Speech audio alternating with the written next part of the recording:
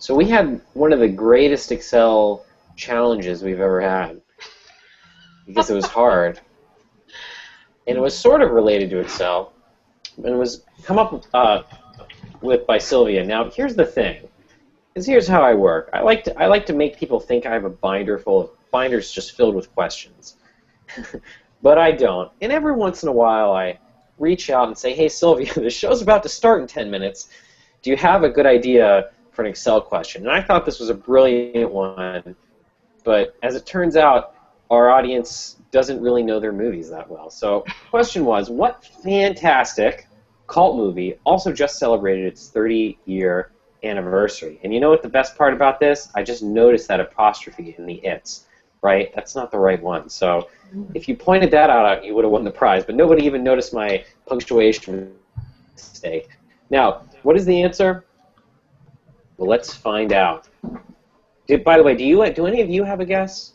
Yeah, I think there was a guess on the website that it was that there was Back to the Future. Here's the second clue. Right. The second clue, in case you missed it on Twitter. The last. Cleveland is this next clue. It is another thing that Excel and this movie have in common. There's a famous line in the movie that includes the word Cleveland.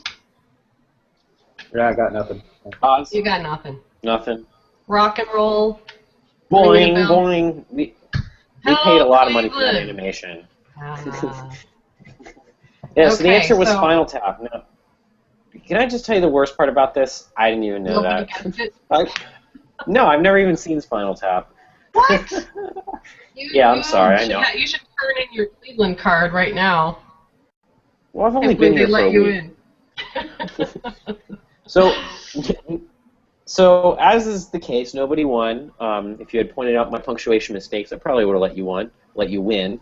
See, I made another one right there. So let's go with a straight-up Excel challenge. So many functions in Excel have the same name in Power Pivot. And by Power Pivot, I mean DAX. What I'm looking for is a function in Excel with a different name than its DAX counterpart. So what's a good example? Well, a good example might be large, right? So large in the function,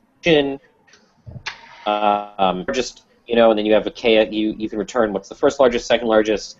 Same thing with small, max, min, average. All these things are Excel functions, and they have counterparts in Power Pivot. So I'm looking for two functions, one in Excel and one in Power Pivot, that do exactly, and I mean exactly the same thing, but go by a different name. And I actually learned this the first time I met Bill Jelen many moons ago, a while ago. And so this is where I got that question from. So that's what I'm looking for. You have to name the function, the set of functions, so I guess I should say name two functions. The set of functions in Excel and Power Pivot that do the same thing but go by different names. Now, as of speaking with Bill years ago, there was only one I think that we thought of, or that he thought of, I should say.